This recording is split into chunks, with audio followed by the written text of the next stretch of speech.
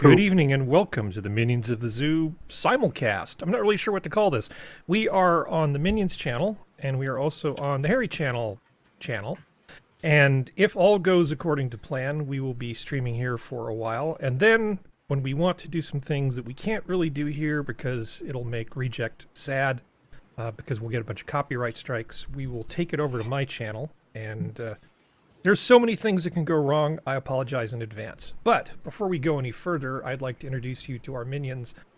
Serenity Star 13. Hello. DrFunctional. Poop. And SkepTock. Hi, everybody. I'm just trying to get Jack to laugh. I mean, he wanted to be entertained so badly. Yeah. Well, you know, it's fine. I mean, he's a hard-working boy. He's got he deserves to be entertained a little bit now. He works hard for the minimally. money, so you better treat him right. So before we that's disturbing. dive into everything, how was your day, Skep? It's been pretty good. Mowed the lawn, long walk with dogs, fixed a blower, leaf blower thing type of arrangement. Spent way too much time doing that. Gas or Normal electric? day. Electric. Okay. It's electric. I was fixing the hose arrangement to work. I was putting actual hose clamps on it because the hose wouldn't stay on with the fixture that was designed by the company. It's a really good leaf blower. We really like everything about it except the hose came apart. So that hose didn't come apart anytime soon. It's got steel clamps on it now holding it together. Well, that's what technology does. It lets you down. I was away for a couple weeks, and a hose line to one of my toilets broke and flooded the entire back third to one half of my house. That was super fun. It's like all the hardwood floors that I was planning on restoring underneath the carpet had all buckled. You know, they were all just like, yeah, it was like, I don't remember there being a 1 foot hump underneath this carpet. Yeah, it was rough. You know when you think about like the worst days of your life and you go, yeah, there's like, what are the 5 worst days of your life? I think walking in to my house and seeing that like the whole back third of it had been just destroyed by water, you know, from about 2 feet down, you know, that was pretty rough. I don't know, why am I talking intake? about this? Yeah. Oh, thankfully it was the intake. How was your day, Functional? Not so. I mean, you know, I had a day. Flare-ups, just spent a lot of it in bed today. No. Did you get your dinner? Not yet? No, not yet. Okay. Some point during the show, it'll show up. Okay. So I basically just spent a quiet day, just like vegging out, watching some TV in bed. Good. Well, I mean, that's the best way to cope with all the crap you're going through. Good in there. Yeah. All right. What you Serenity? gonna do? I did yard work. That's about I it. want to do yard work. Yeah, my car was in the shop. Other than planning the show, I got to cruise around surrounded by big trucks on my motorcycle, which is not necessarily my favorite thing to do. But honestly, it was a beautiful day in California, and I kind of can't complain. I mean, everything about California sucks except for the weather, so it would be criminal for me not to take notice of how beautiful the weather is. You know, like there's one good thing, I better pay attention to it. That is beautiful coastal weather. Really, yeah, the coast is gorgeous. Now, if you can only deal with that water problem. Yeah, if only we could deal with that water problem. We're not the only place and on the planet homeless that has, problem. That has And the homeless government problem. Well, Michael Too Schellenberger much would water, take not care of enough that. water, hair urination. Michael Schellenberger would take care of all that, which is why he stands no chance of possibly winning. It's going to be rough. Yeah. You know, it's frustrating to have a candidate for governor who actually might stand a chance of fixing things, but just know that people just walk into that booth and they just find the big lever that says Democrat and they just and they pull it and that's it. There's no thinking involved. You know, there's no reason to. There's no reading of voter statements or worrying about anything. There's just pull the big lever that says D just pull the big blue lever, and that's how they vote. So that's why they give you the $20. and the bucket of fried chicken. Yeah, Anyway. that's the way it's done in Chicago, for example. I mean, they literally bust them in, and the chicken is served on the bus. Yeah. Not even kidding. I'm not joking. Well, it doesn't count as buying votes if it happens on the bus. It's only if you try to hand them fried chicken standing in line. Good Lord. Yeah, I know. What's become of us? What has become of us? Anyway, let us move on to topics, shall we? Functional, tell me about the Ottawa police detective that faces misconduct charges for allegedly seeking links between COVID vaccine and child deaths. And do it in a way that doesn't get me canceled, please. Oh boy, that's a tall order. Well, so basically, Susan be praised. The beginning of this year, this officer who is a detective with the Sexual Assault and Child Abuse Division of the Ottawa Police Department. And several of the cases came across her desk that these children died, and in the course of trying to, rule out malfeasance, as one would hope a detective in such a role would do in cases of multiple infant deaths, happened to ask one of the parents, and this is the technicality that they're trying to bust her on, asked one of the parents, the father of one of the children, is the mother vaccinated against COVID-19? And that apparently is some kind of breach where you can't ask somebody if they're jabbed or not. And they're trying to make this woman into this conspiracy theorist.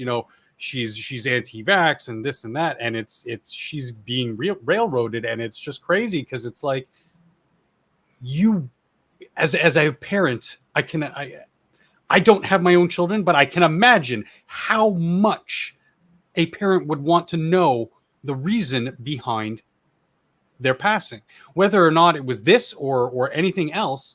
I want everything ruled out, and I want to know as close to the truth as I can get. Yeah, my issue is that there should never be a problem with asking a reasonable question. You need to have all the data, otherwise you're not being particularly honest. They say who was follow asking the science. Who was asking the reasonable question here?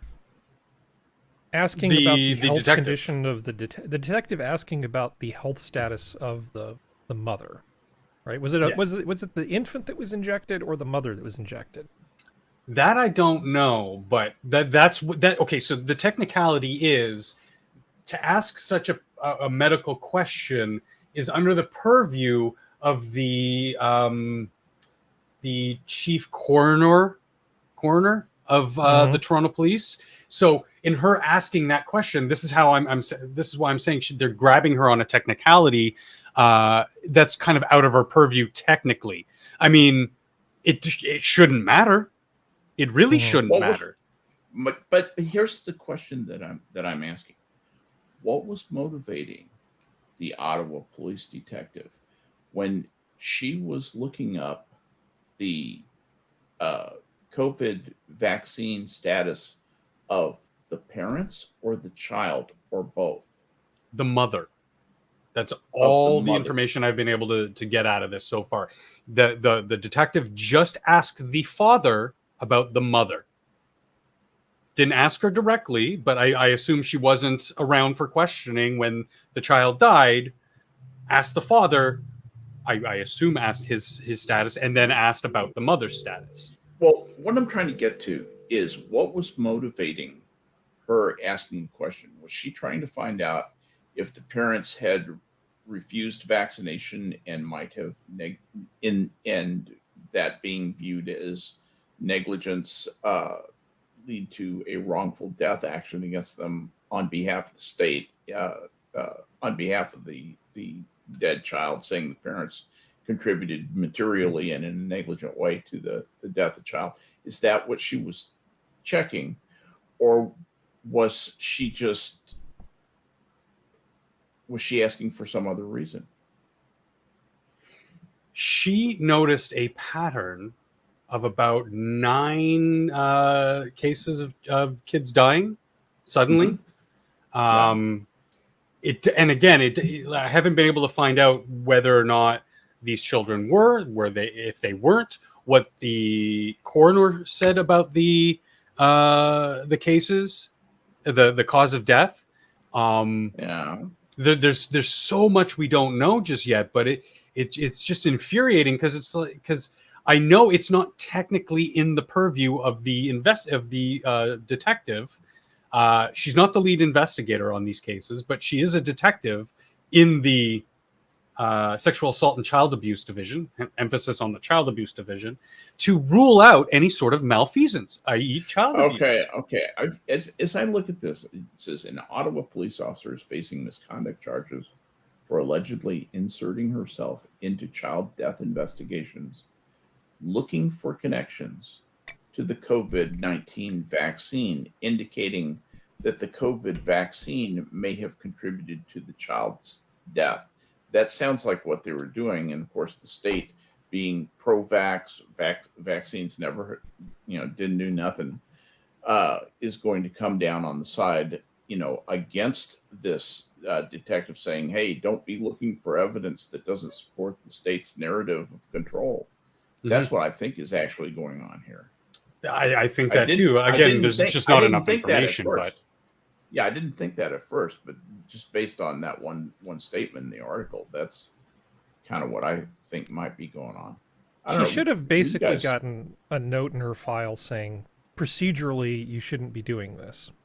Yeah. Because you're asking questions that are the job of the coroner, stay in your lane, and that should have been the end of it. But the fact that they're going facing after her, misconduct charges, like our version of internal affairs is literally trying to slap whatever they can on this woman now. Didn't the FBI show up at her door?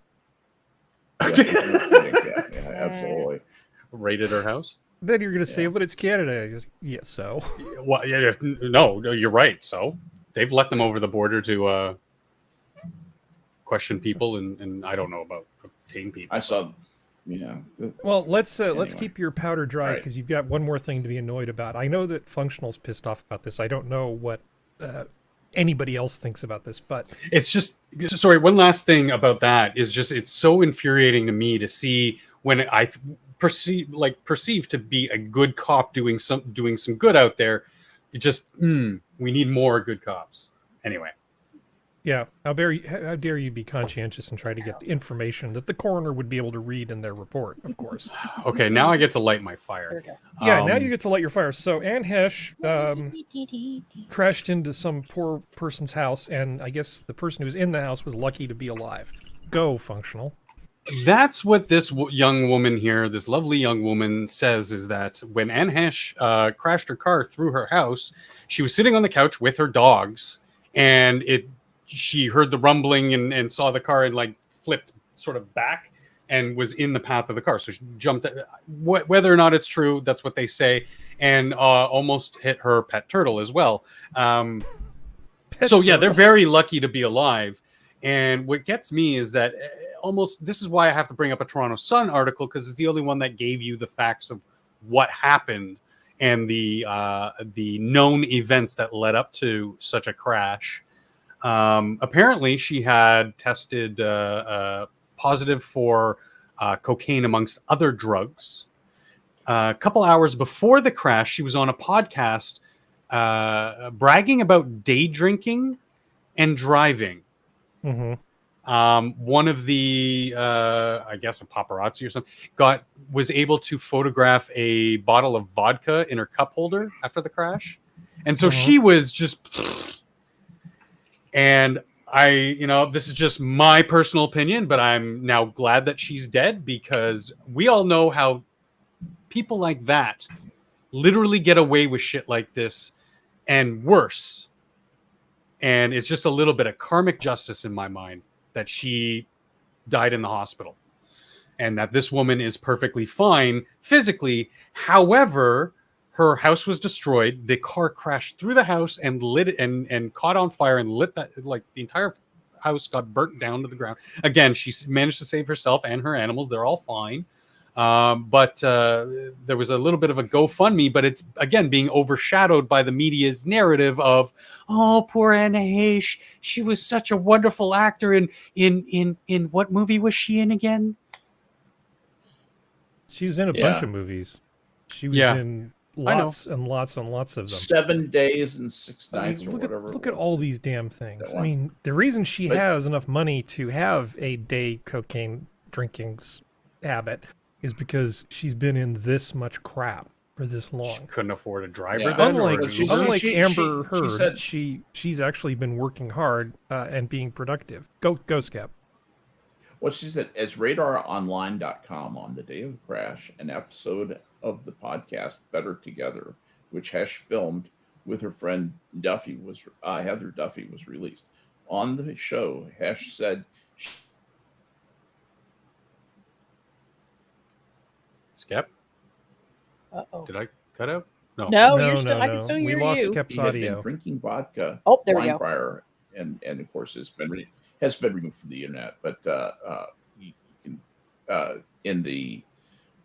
in one of the podcasts in this series, Hesh is seen moving back and forth during the filming, constantly touching your hair and just seeming to be weird and very animated. At times, Hesh seemed unable to stay focused on the topic, kind of like SkepTock, and knocked over her co-host on the episode. Hesh's co-host poured glasses of champagne for them to enjoy with their producer. Hesh ended up spilling the contents of her drink on the table. It sounds like she was headed for a crisis to me. Yeah. So Serenity. I'm sorry about this. Yeah, Serenity. In Mario Kart, when you hit a turtle with your car, what happens?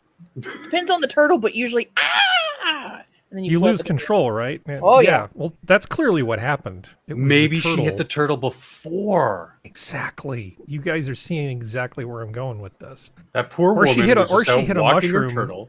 She hit a mushroom, and doesn't that speed you up? I don't know. I don't know Mario Kart. A mushroom can speed you up if you make the choice to speed up. Yeah. Sorry, I played Mario Kart over the weekend, like a couple weekends ago. That's the reason why I remember this shit, so don't judge me. Fresh in the memory. Yeah, I think it's sad. Said she had so much cocaine in her system, the pathologist actually got loaded doing the autopsy.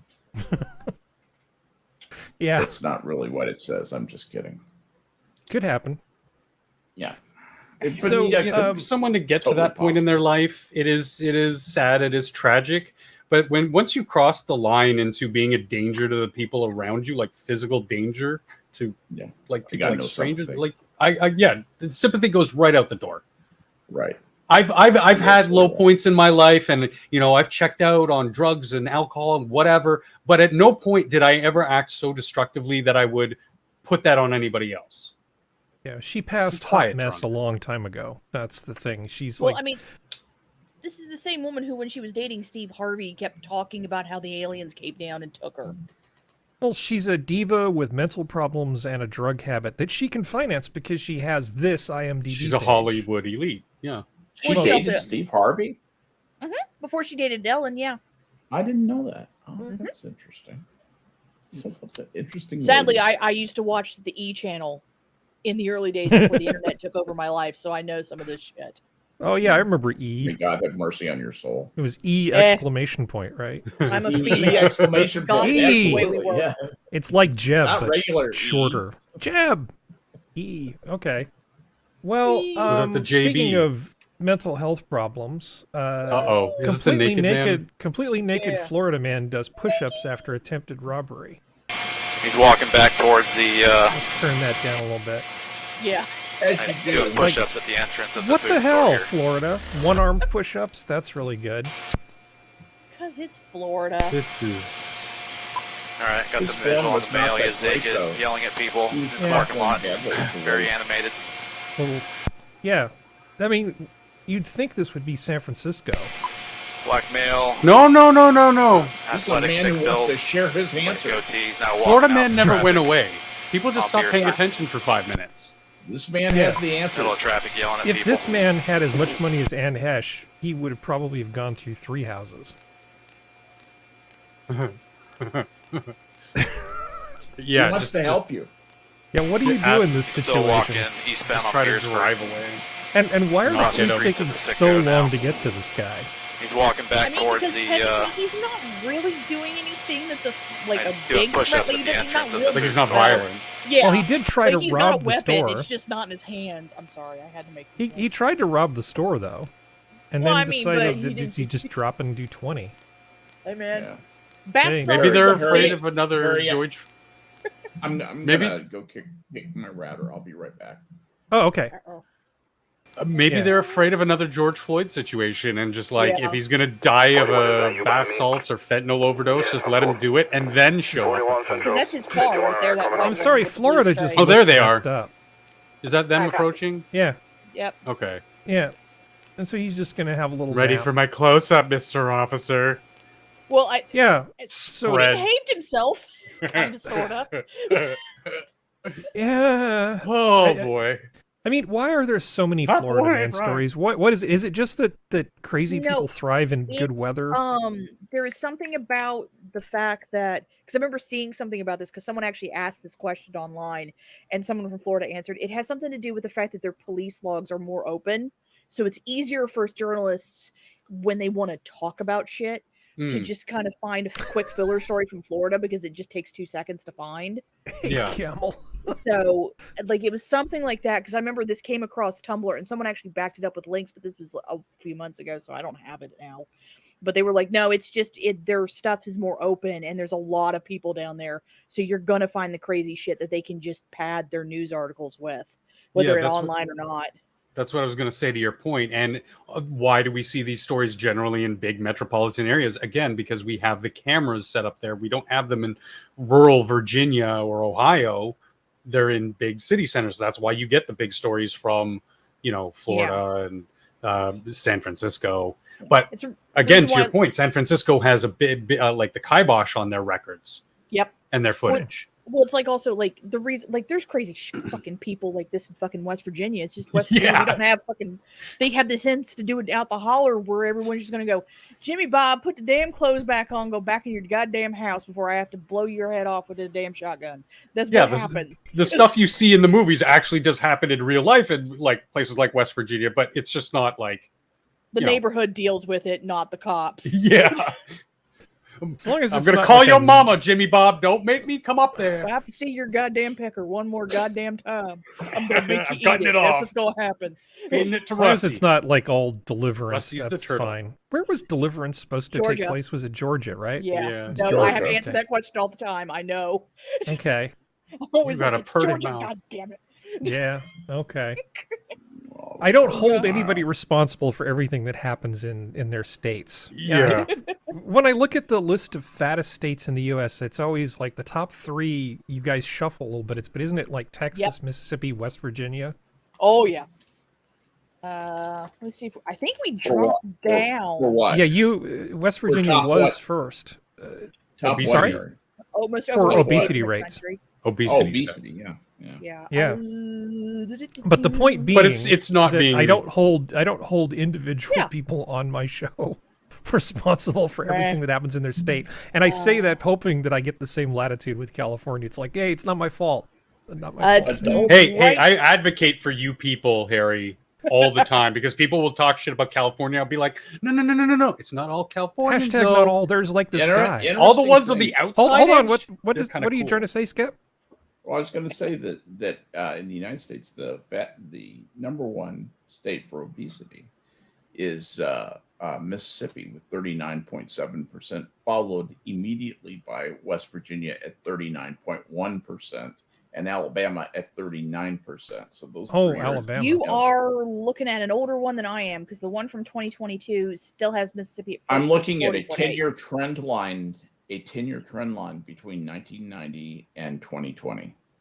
This Yeah, is, 20 This is a blended average. This is not Wikipedia level data. This is deep in the in the government last couple years, West Virginia and Mississippi are so close that they trade Yeah. places occasionally. In Yeah, Arkansas, likes year, to trade year, places. year too. after year. It just depends how they do the Yeah, that's why exactly. I use like a Exactly. 20 year average, because you can really see where places have gone into. And one of the biggest let's see,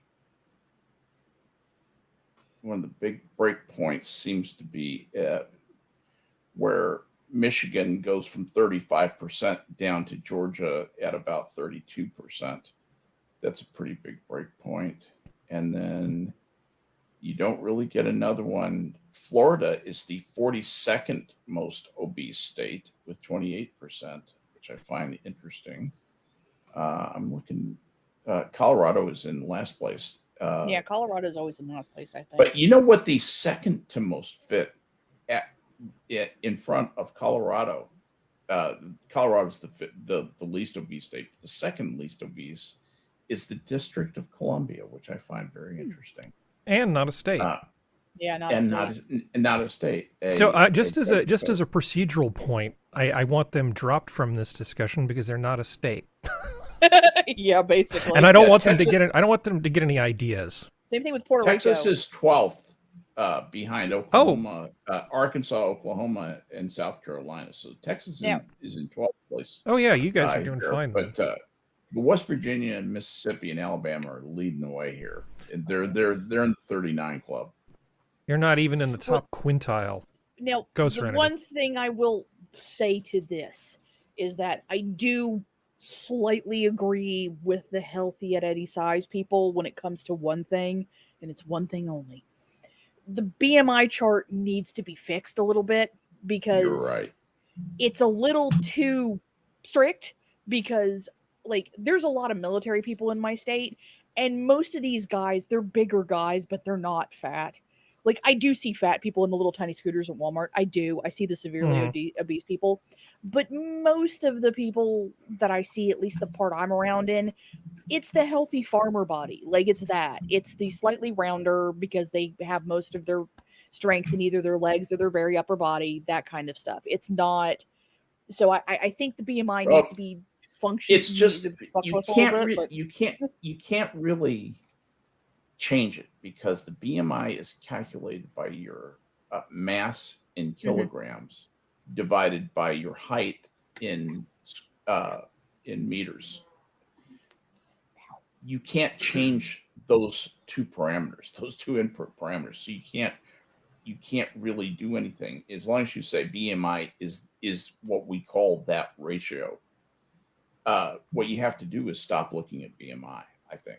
Yeah, like they need to come up with. I think BMI is just terrible. If everybody was a fully cucked, manlet who had no muscular development, skinny little bones, and that kind of stuff, that would probably fly, but. People are all different sizes. They have all different kinds of tendencies in the way that they make fat, the way they retain fat, the way that the levels at which their body goes into lipolysis and all the various processes that regulate how you accumulate and get rid of fat.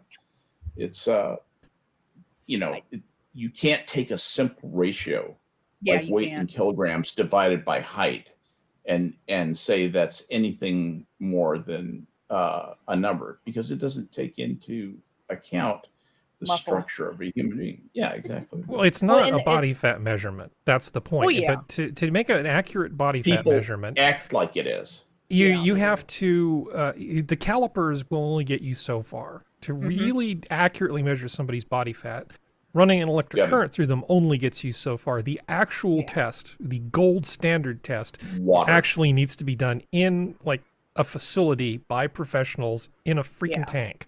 There's also a way you can. There's also a way you can measure it using neutrons, but that's beside the point. Yeah, that's okay. There are too many West Virginians who would go, no, that's the devil. You have to go to CERN to do that. Well, realistically, let me say one thing about this, and then I'll make a snarky comment about Florida Man, and we'll move on to the next thing, which is, honestly, if you're dealing with a state, and one state says 38 out of 100 people are obese in my state, and another state says, wow, I'm 12th on the list or 15th on the list because only 33 out of 100 are obese in my state. It's like, I don't think anybody should be bragging about either of those numbers. I don't see where it really makes any difference, honestly. to say that one of those numbers is substantially different than the other. It's like we're all losers at this point, you know, when those are the kinds of numbers we're kicking around. Also, Florida Man looks like he's in pretty good shape. I'd say his BMI is in the healthy range. So at least he's taking care of himself. You know, you notice he fits some push-ups in wherever he goes. That's just, he's got some time to kill before the police show up, so he's just going to do some push-ups. Stay That's fit called the when you can. cocaine's working through his body. Yeah. Good. It's like what is it? Linda Hamilton in the Terminator movies, you know, she's locked up, but she's still doing push-ups. Because she knows things are That gonna woman, happen. that woman was damn ripped. I respect. Yeah. At least in the arms, Well, like I gotta respect that. Here's something kind of terrible. I don't think everybody knows about the drought problem in the UK. So here's just a little piece of video, and then we'll do a little bit of talking. What a difference a year makes. These are satellite images for July this year and 12 months ago. England's green pastures turned brown. Met Office stats Yeah, that one on the right is not the way it's supposed to look. show southern England had just 10 millimetres of rain in July, the driest in records back to 1836, before even Queen Victoria was on the throne. So how does the current Because when I think dry, I think Queen Victoria. You can hear the audio, right?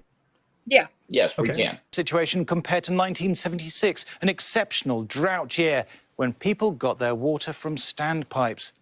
Our map shows that July's rainfall in the southeast corner of the country this year has been well below the levels of 1976.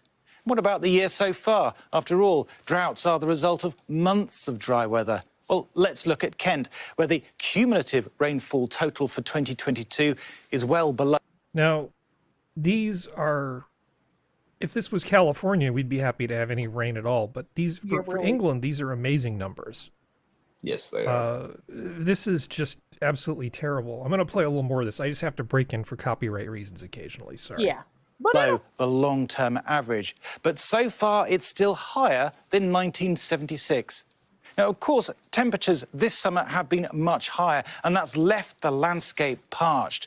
Latest data from the Environment Agency shows the soil in Devon and Cornwall is close to its driest ever for the time of year. River levels at the end of July were also exceptionally low in many parts of the country. The Thames in Windsor had the lowest flow on record. So Too many Yeah, they rivers, found anyway. some unexploded bombs recently heard about because that. Yes, I saw that. the, yeah. the things you find when like Lake Mead starts to empty out. Right, exactly. When you have your Crane, reservoir, Brent, there's interesting stuff down there. Yeah. Ingrabourne in London. And in East Anglia, the Waveney, Little East Ouse Anglia. and Ely Ouse, Little where Ouse. water was just 5% of the Name. long-term average. Yeah. Levels in the underground aquifers that supply water to millions of people are also falling in many areas. They're exceptionally low in monitoring sites. And that is the thing that actually matters. The streams are Yeah. screwed up. Everything is dry. Yeah, but this the is not- aquifer is and the dead. aquifers. Here are some. Here's what it looks like. This is again not normal. Not normal. No, There should be that's water here. This that's should what be Texas water. looks like. That's what Texas looks like. This is what California looks like. This is not what the UK is supposed to look like. And just for the record, anybody who conflates climate and weather around me is just going to get an earful, because you can't say that any particular weather event is related to any kind of climate change. Anybody who Well, says climate is that you can weather, do and that weather is climate. yeah, what is it? Climate's what you expect and weather's what you get. Yeah, Basically. right. But yeah, I mean, this is so abnormal. It's pretty unbelievable. Here's something that caught fire. Another thing that you normally don't get. it's Yeah, just, England is messed up. Yeah. like it's very weird to me because West Virginia has had droughts, well, as close as we get to droughts, where we've actually had very low rainfall for years, and even then, we don't get this dry. So I don't. Is it just a difference in soil? Is it just we like we never got that brown, even because we had a 3-year drought once. And it's just like it's weird to me how like it just with England it just managed to go, and it just happened, and then everything just went. This they get more happens rain than in we do, I California think. every summer. Okay, Yeah. and so essentially they call it the Golden State because everything green turns kind of this color. Now, this is the color of stuff as it's dormant, right? Yeah. Once it starts to get really messed up, it starts turning kind of this ashy color where it's like brown.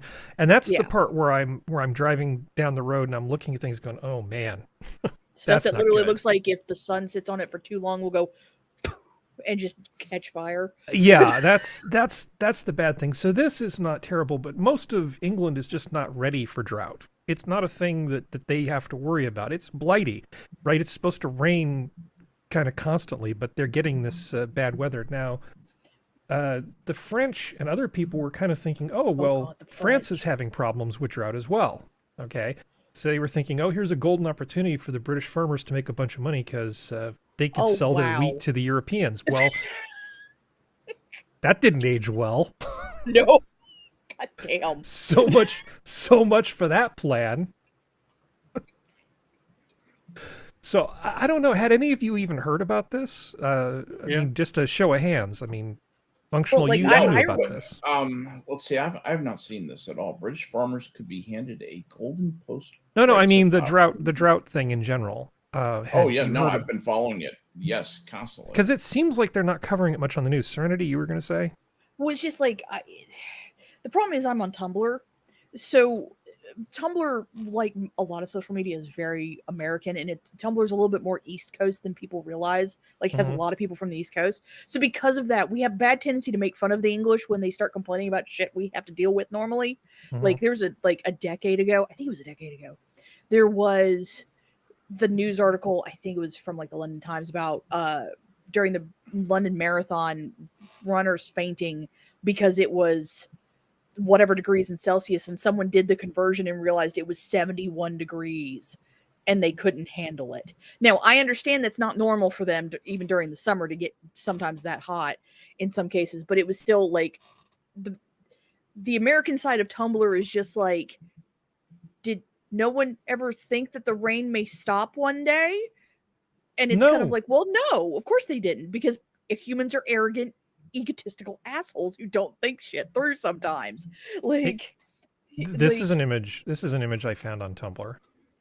Of course, no, Tumblr's amazing for a lot of shit. It's great, but it's still one of those things where it's kind of like human arrogance. The as my grandfather would put it, the human ability to be egotistically, arrogantly moronic is a massively huge human trait, and it's just like you just don't think this shit's gonna happen. And so it's one of those things where it's kind of like, I've seen people talk about it, but most people, especially Americans, are just like, and especially if they're from the West Coast, they're just like, okay, welcome to our world. Yeah, that doesn't make it any better though. See, I don't want other people to experience droughts so I feel better about my situation. But since you handed me a beautiful segue, I'm gonna go ahead and grab it. Okay. Speaking of things that nobody expects to happen, Vegas, heaviest rainfall in 10 years floods Las Vegas Strip for the second time in weeks. So I was once there again, 10 years ago when it flooded. It's raining inside the casinos. Yep. So they're having like massive rains causing flash floods. So this is just a parking garage, obviously. No big deal. Water going through a parking garage. Here it is raining inside Planet Hollywood. Yep. That's super fun. Yeah, so oops. Whoopsies. Wait, what? Let's see this. Yeah, you're seeing what it's wait, it's raining inside Planet Hollywood? Yeah, because the roofs can't handle the rain, so it just goes right through, and it's literally just making holes in the ceiling and in the parking garages. God. Yeah. It's not even a Frank Lloyd Wright building, and still the roof is shit when it comes to rain. Exactly. I think if I remember correctly, like, it's insane. It's a fucking river. Like, that's all it is. It's still there. Sorry, it just I muted it and then it unmuted itself. And you have the stupid person who is never driven through a flood in their life who's like, I can drive up it. It's like, no, you moron. Yeah. The road can't just disappear on you or anything like that, dumbass. Lucky motherfucker. Lucky. Well, I have to leave, so that's the way that works. What's so it'll be okay. Yeah.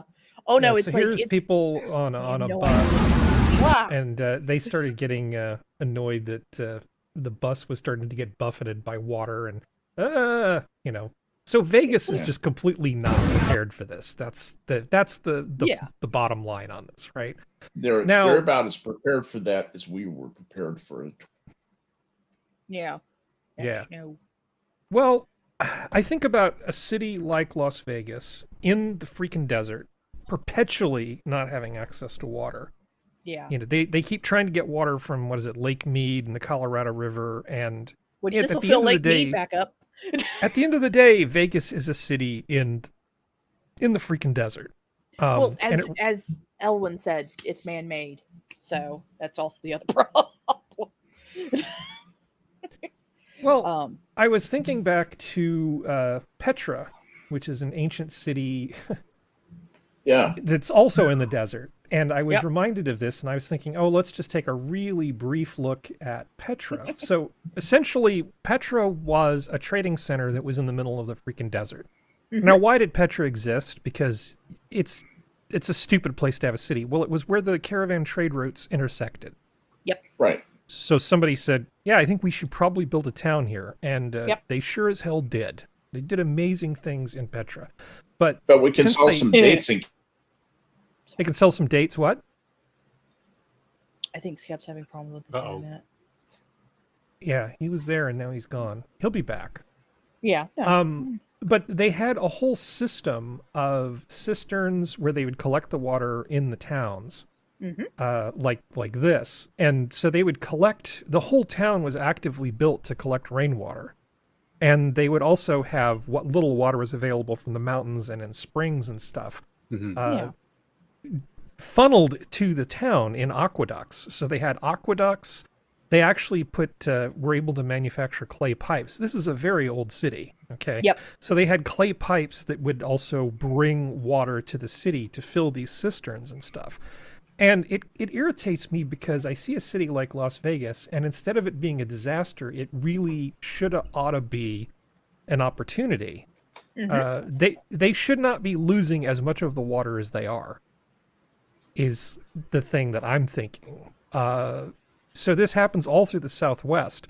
It's not that they don't get any water, it's just they get inconvenience amounts of it all at once, and then they don't get any water for a long time. If they just put more planning into how they manage their water, they wouldn't necessarily be so dependent on these rivers and things that are drying up. I mean, it's kind of an obvious point. Oh, yeah, no, you make a good point, and it's also like, as stuff is always pointed out by people all the time, it's like, I can understand if this is the very first time this happened, and not having the proper preparation stuff, but, like, this happened not even 10 years ago, Vegas. You had 10 years to prepare for something like this happening again. And it happened on like a weird 10 to 15 year cycle for the last like 100 some odd years there, I think. It's like you literally had the ability to prepare for this. You know it's going to happen again. This is not it's never going to happen again. This is it's at some point going to happen. Why were certain precautions not taken? Why did you not cisterns or make sure the sewer system could handle it? Oh, wait, that's right, because no one actually wants to spend money to actually do anything, because God forbid. Yeah. And that's kind of my issue, is that, like, with a lot of that stuff, because like I said, me and my mom were in Vegas when it did that last time, and we're from I will always bring up West Virginia. Take a goddamn shot, just get used to it, put that IV in your arm. Did I put that in the drinking game? Yes, you did. Oh God, I'm so sorry. Please don't kill yourselves, people. Okay. But at least the area where I'm from, we're so used to this kind of stuff that, like, when we were driving, because we were near the end of it where it was happening, but the storms were starting to pass, and they weren't going to happen anymore after a day or two. And like, she would see it, my mom would see the road would flood and go, nope, and just go around somewhere else. But it's still that whole thing of just, I don't know. I just get annoyed with the fact that people, like, a once in a lifetime thing happening for the first time, I understand not being prepared for it, because there's only so much you can do. But, like, God damn it. You knew no, monsoon rains are a thing. This is totally predictable. The same thing is happening in Albuquerque and lots of other places where they get these phenomenal rains. I'm just thinking that if they would prepare a little bit more, they could capture more of this water. So this is the state of California. This is a graphic showing what our reservoirs look like right now. Okay. We have a huge reservoir system that is designed to capture as much of this stuff as possible. When we have a rainy month, we actually fill all these damn things up. The red lines on this is where we normally would be at this time of the year in each of these reservoirs. Wow. This is not a good situation, but at least we have them. At least, I think these numbers are 100-acre feet, by the way. Just that's what the numbers actually mean. So these are huge numbers. Shasta being that far down, for being that far north, that's not good at all. And Oroville. These are the biggest reservoirs. South, but still, Yeah. So Skep, they blew all those giant holes in the ground with all those nuclear tests. You'd think they could just funnel all the water into those. Yeah, it seems like it'd be a big drain type situation. It could just go down to the aquifer. Well, how hard would it be for them to set up systems to aggressively capture this sort of stuff, keep it in reservoirs, and then feed it into the aquifer with like percolation ponds and stuff? Do you feel like Las Vegas and places like that in sort of the American Southwest are doing enough to provide for their own water? Because I kind of feel like they're not, but you can disagree. Not every place can support an aquifer. It doesn't have the right geology to support an aquifer, or doesn't support an aquifer at a high enough level to where wells can be reliably drilled. There's you don't just build up an aquifer, at least that's from what I've read about that. But as far as Las Vegas, managing its water, everything I've read about it is that they get ready for the flash floods by having giant tunnels that direct the water, basically drain it out into the desert and just dump it. That's my understanding. Is that not correct? I mean, I've even been that's my understanding. I've spent a lot of time. I've spent a lot of my life in Las Vegas. I have actually never been. You haven't missed a thing. Oh, good. Nothing of value. I like the shows. That's all I like. The one with Bob Urich? No, back when Cirque du Soleil was I'm just being everywhere there. I know. I'm still going to answer. I'm still going to answer legitimately. So this was in the news, and then we'll stop talking about water, I promise. This is just one of those things. Every now and then somebody will say something incredibly stupid, and then it'll be a slow news day where they need to have something that doesn't involve Trump. So this was something that was in the news. A disastrous megaflood is coming to California. Experts say, those are the best kind of experts, and it could be the most expensive natural disaster in history. Essentially, some academics have gotten together and decided that, hey, if there ever was like really, really big rainfall in California, the entire Central Valley could flood, and it would cost $1 trillion. And okay, well, that could happen. Yeah. I mean, it probably will eventually. I mean, go ahead, Skep. Anything could happen at this point. Yeah, no, I mean, that is a 1,000-year event, and eventually something like that is bound to happen. But I think, Skep, you were trying to say something? Well, I just think that nobody's taking a serious look at this. That some guy, so-and-so needs a thesis topic for his PhD in in meteorology. Well, let's do it on this, and then we can make a big deal out of it in our journals. And that's the way papers are written. They decide, hey, this would be good to support our narrative. I'm sorry, but that's guiding a lot of the stuff that's coming out of the universities right now.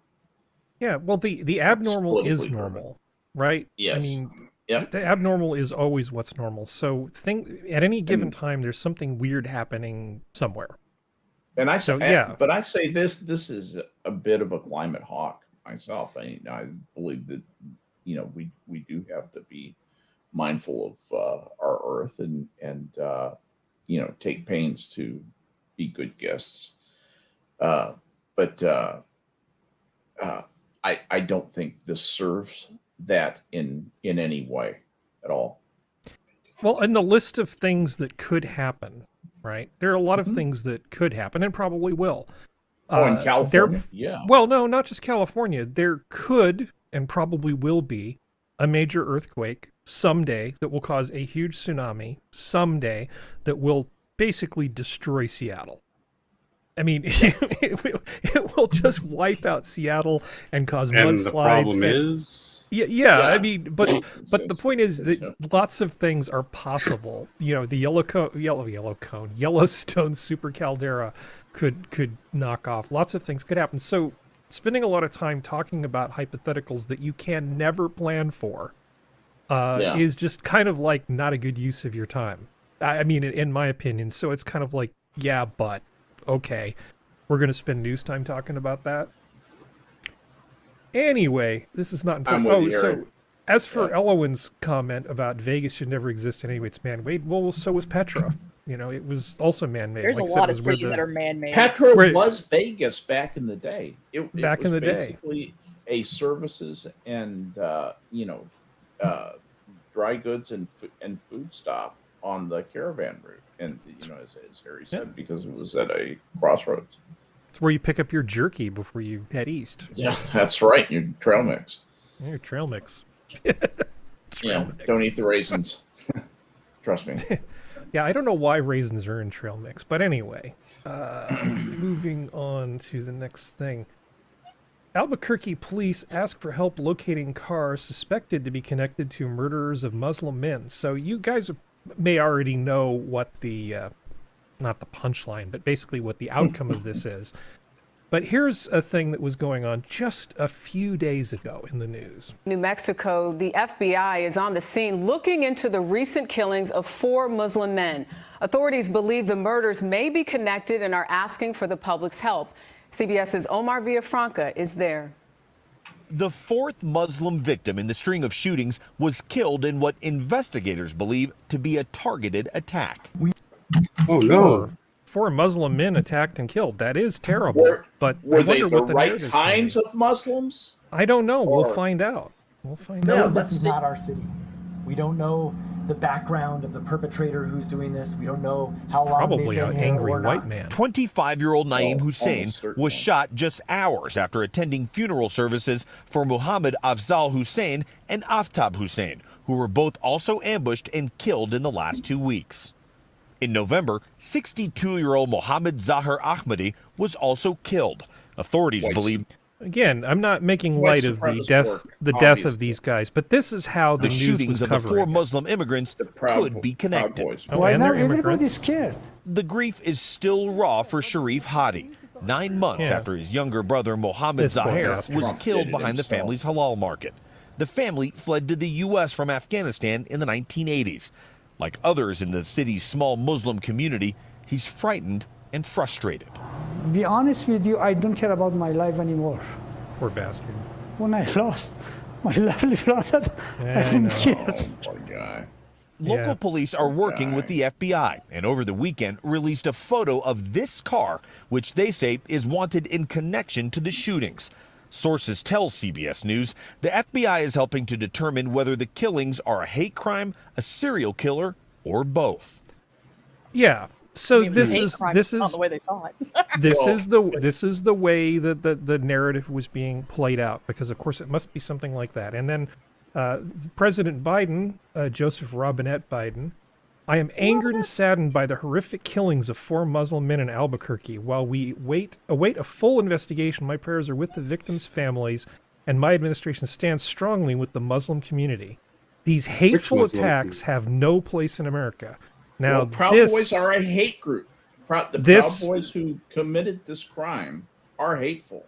Well, the fact that he says hateful is he's in every way that matters, except that last little bit, he's saying that it's a hate crime. Right. And they just whoever assume wrote that for him. They just assume, right. Well, yeah, he doesn't do anything himself. He can't even put on his jacket by himself. Yeah. I want some goldfish crackers. I mean, this is pretty disgusting. Now, people were scared all around the country, supposedly. This is what the news was telling us, that people in New York were scared because of something happening thousands of miles away. People in Michigan were scared. I remember... There's no possibility that this is some conservative country hick from Afghanistan, Sunni maniac who's shooting down Shia Muslims or anything. It's not an internet. There's no possibility of that, right? No, Occam's razor tells us it has to be a crazy Proud Boy, right? That's what Occam's razor comes from. Because there's no infighting within different Muslim groups, right, Skep? No, they love each other. They love each other because they both know that they're both on the progressive stack, right? Yeah, so they're in the progressive stack. They're on the progressive stack together. Yeah. I do remember many years ago, there was a sniper who was shooting at cars on the freeway, and people were dying. Okay. Yeah.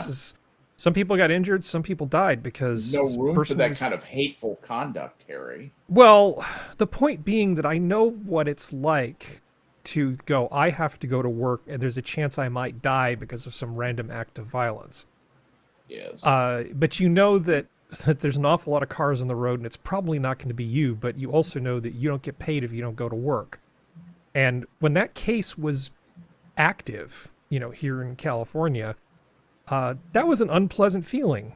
I mean, I didn't like the idea that somebody might shoot me in the head as I was driving to work. The DC sniper thing was terrifying in Washington, D.C. That really scared people. Well, I get what it's like to be afraid of random violence that you can't control. So I'm just saying I empathize that far. Yeah. But I wouldn't be worried about driving to work because of the DC sniper. And there were people who got really, really worked up about this because they assumed it was some kind of hate crime. And then we ended up here, which is the Mohammed Syed thing. I'm going to yield the floor to whoever wants to take this. Somebody talk. I think that Mohammed Syed may be actually Juicy Smollett. Because really, you can believe anything you want to believe. And if we say this is him striking back at the man, I think that explains it all. Yeah. And since we can, SkepTock, it was clearly a white ex-army soldier guy, because all army soldiers are Islamophobic because of the PTSD. Yeah, you might be right. You might be right. Yeah. Keever down. It wasn't an option. I have a son who's a Marine who refers to them as Hajis still. So he's pretty the Marines are pretty unreconstructed too. Their assassin. I'm sorry. Go ahead, Harry. Well, back in the old days, the Marines used to be pretty based. But we can talk about the South American adventures of 100 years ago some other time. Yes. But yeah, so this is amazing, and it plays out. And I didn't see anything in Biden's Twitter feed saying, "Oops, my bad. Sorry about that." Yeah. Must have got some bad. Is it a hateful crime? Now, I'm curious. Is it a hateful crime? Is somebody who is a Sunni Muslim, is he higher in the privilege stack to where he can kill Shias with impunity? Well, given how progressives don't talk about black on black crime, I think Muslim on Muslim crime doesn't count either. So it's only really problematic and worthy of our attention when some Islamophobe does it. Well, that's where I was getting to. Isn't this, even though in a physical sense it was this guy who killed those Muslims, isn't it really the Proud Boys who actually killed them? Can't we really say that? It was Trump for creating an atmosphere where something like this could happen. Oh, and of course Trump. Of course Trump. And he needs to be tried for this so he can't run for president again. Well, speaking of how much Muslim people love each other, there was the stabbing of Salman Rushdie. Oh, I mean, I assume you guys know about this. This absolutely pissed me off. The whole thing with the fatwa on Rushdie, which has been out for years and years, decades and decades, since the what was the book he published that Satanic Verses. Satanic Verses. Satanic Verses. That was it. Since that thing came out, It seems like it's probably a terrible book, honestly. It's unreadable, Harry. It's unreadable. I mean, it's. I tried. I made about a third of the way through. Now, I mean, was this ever classified as a hate crime, though? Oh, not no. This isn't. This isn't a hate crime. Oh, okay. This here. Oh, well, no. Not liking the book, is that a hate crime or not? No, because he's on the privilege stack, but he's the wrong kind. It's like Larry Elder, you know how he forfeited his blackness, white supremacy. Yeah. You know, I think Salman Rushdie has forfeited his place in the privilege stack by having haram beliefs. Well, Iran, I guess, I don't know if this guy's ever going to be able to collect the money, but wasn't it Iran that was offering the $3 million for... Absolutely it was. There's a bounty basically on Rushdie's head. That's exactly what it is. Yeah, these are the same people that we wanted... Didn't we ask them to produce more oil recently? I don't remember. No, that was Saudi Arabia. That was Saudi Arabia, but no, these are the people that we sent those pallets of cash as part of the former nuclear. Yes. These are the ones that we ship loads of bullion and cash to. God Almighty. Yeah, it's pretty messed up. Even I don't know what there is to say. I mean, I'm surprised it took this long. Honestly, he really should have had better security given what the situation was. I'm armchair quarterbacking something. You know, and I shouldn't really do that, but at the same time, why this comes as a surprise, the only thing that surprises me is that it took so long. Because $3 million is a pretty big motivator. Now, this Proud Boy who stabbed Salman Rushdie, this Hadi Matar. Yeah. From, can I guess, say he's probably from Alabama? He's from New Jersey. Okay. I don't know if it was Proud Boys though. I think it was Patriot Prayer. Yeah, I think so. Prayer. I think we might have blown through our quota of sarcasm for the night. Sorry about that. No, it's okay. I'm the worst offender. I'm the worst offender. Don't worry about it. Yeah, I don't know if there's much to say about this. I just wanted to give you guys a chance to say something. You doing okay, Serenity? She's off with dogs. Probably. Yeah. Okay. I'm going to move this to the next thing. All right. So this was Glenn Greenwald was being interviewed by Reason Magazine. This is just a short, so I'm going to go ahead and play this, and then I want to get your reaction. He wants to talk about food? Tucker a little bit. What does he have to do where it's like something happens and he disappears? I think the tactic that you saw is, remember after that massacre in Buffalo, where the guy who was influenced by the people he said he was influenced by, a long list of people, not Tucker Carlson, instantly there was an attempt to put the blood of those people at the doorstep of Tucker Carlson. The strategy is to isolate him as this grave threat that we cannot tolerate. Glenn Beck had a bigger audience at 5 o'clock hour than Tucker had. I mean, he was breaking insane amounts of records, and at the peak of his popularity, he was off Fox News because he had become so radioactive to establishment prerogatives that no advertiser was willing to touch him, and Fox got rid of him. I think there's a line that you can't cross no matter how large your audience size is, and I think Tucker's flirting with that line, and you saw the kind of attempt to basically start to say that he is too dangerous to allow on air. Is the other guy the revolver guy? I've seen him on numerous things. I just can't remember the guy who owns That's Revolver. Nick Gillespie. That's Reason TV. Reason. Okay, thank you. Yeah. So what do you think? Do you think Tucker is on the verge of getting canceled because he can't get any advertisers? Because I think he's actually walking the line just fine, but I might be biased. I mean, the bottom line is the bottom line, and the bottom line is he's still dragging in those eyeballs on a dying medium Well, and there's a fun. There's still built. No, go ahead. I'm sorry. I just wanted to finish with like there will still be people who will pay for ad spots. I don't think they're in danger. Maybe. I don't know. I mean, Glenn Greenwald's a pretty sharp guy. Go ahead, Skep. Yeah. The difference between Tucker Carlson and Glenn Beck is that occasionally Glenn Beck would go to full crazy town. And I have not heard Tucker Carlson do that. And the second thing is Glenn Beck is a religious, and he'll be the first to agree with you. He's a religious fanatic. He is deeply guided and unbreakably, unswervably guided by the tenets of his religion and the guidance of the people who run that religion, Mormon religion. That Tucker is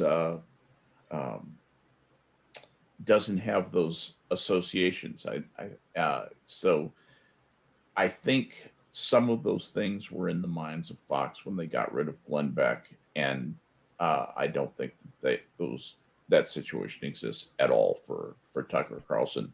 What I think you're seeing in something like this is people noticing that you have two very conservative people, and they're trying to draw a parallel, but the parallel fails because the extreme behavior that really got Glenn Beck canceled. I guess I disagree with Glenn Gould a little bit, or Greenwald, Glenn Gould. I was listening to Began Chicken and Gyarados today. Anyway, that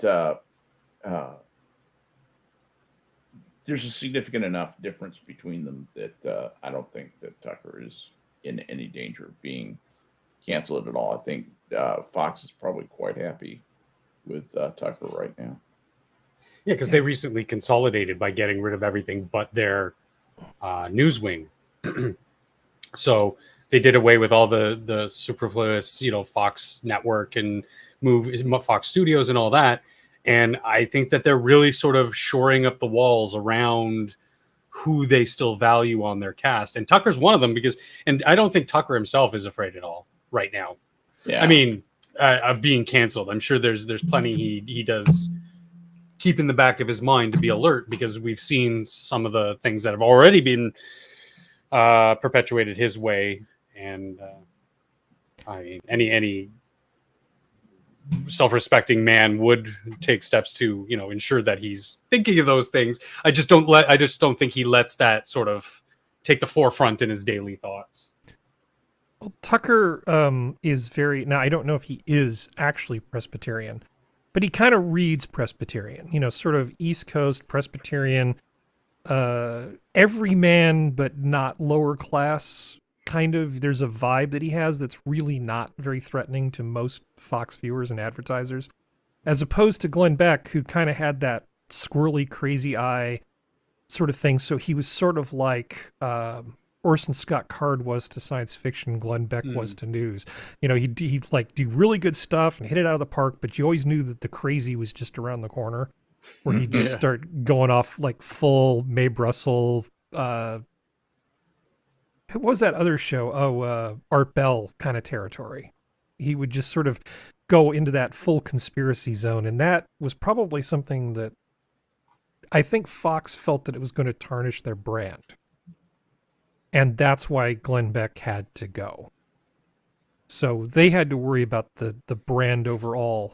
And so I think it was a smart decision on their part, because Beck really was kind of getting out there. Not that he didn't say some great stuff and do some really good things, but there was just enough of that tinge of crazy to him that I thought it was kind of problematic. I agree completely. On a personal level, I would love to see Tucker go independent or get away from Fox News, because I'm not a fan of Fox News, but I'm a huge fan of Tucker. I love Tucker. I think he covers the news with such wit and poise, especially when he has some of his more crazier guests on. It's great. Yeah, he does some really good stuff sometimes. And he says a lot of the stuff that everybody sort of wishes somebody would say, but they don't think anybody's going to man up.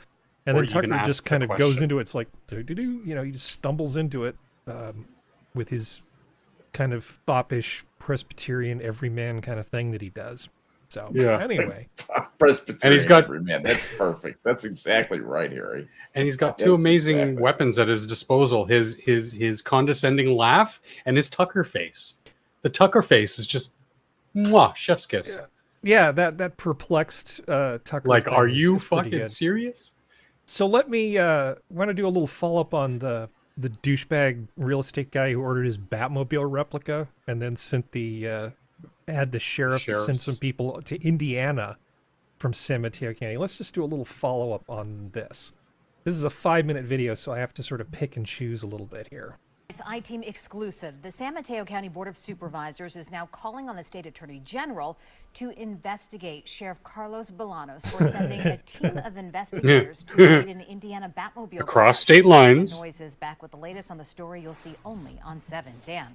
Well, Dan, so here's the aim is to have the attorney general conduct an investigation, but we also know that takes a long time, and so we decided that we would also do our own independent investigation at the same time. Atherton realtor Sam Adignostio I love the bat Sheriff wipe. Carlos That was Bolanos really to nice. intervene because the $210,000 Batmobile replica he ordered was delayed.